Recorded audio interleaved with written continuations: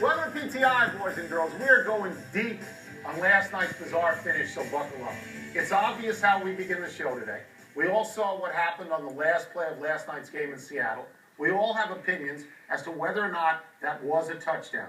The NFL issued a statement today saying that, yes, there should have been offensive pass interference on Golden Tate. Really? And no, the result isn't wrong. The NFL stands by the Seattle touchdown call.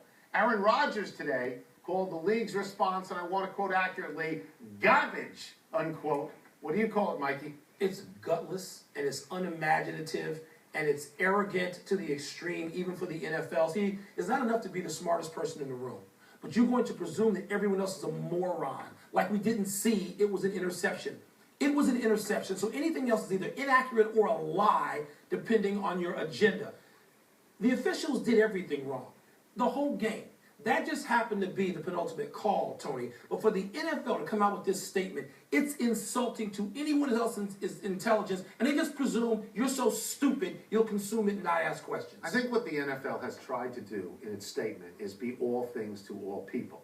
In other words, stay with me on this. It throws a bone to Green Bay in the sense that it says that's clear push on Golden Tate, which would obviate the touchdown. There would not have been a touchdown. Then it throws a bone to Seattle saying, but the later call, we can justify the later call. And it throws a bone to the replacement referees by saying, you got the big call right. Because the minor call is the interference. But they didn't get it right. So, okay. But it tries to be all things to all people, and for me fails on all regards because it's an interception. It's an interception. Well, here's the other thing, Tony, which the NFL statement is too lazy to address. And again, it just insults the intelligence of anyone who watched this. You have one official, all right, coming to the pylon, signaling touchdown. You have another one, the back judge, who, by the way, is the only guy out there with any real experience in real games in college conference football, and he looks at it, peers into it, and Tony, he does not signal touchdown, and the NFL doesn't even deal with that. But you're talking about procedural matters here, and there's two things that have to be said. One is people are going to complain that the decision is not going to be reversed.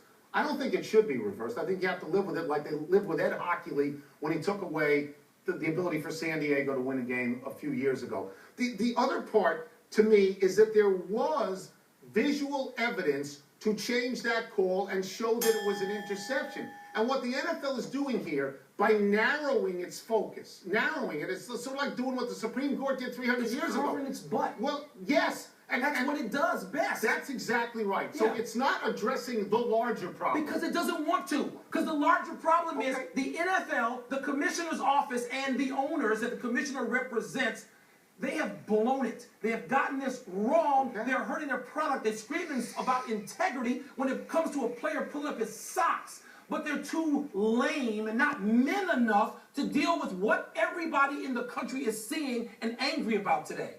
That's what bothers me. Nice of you to be so calm. After dissecting such an egregiously bad call,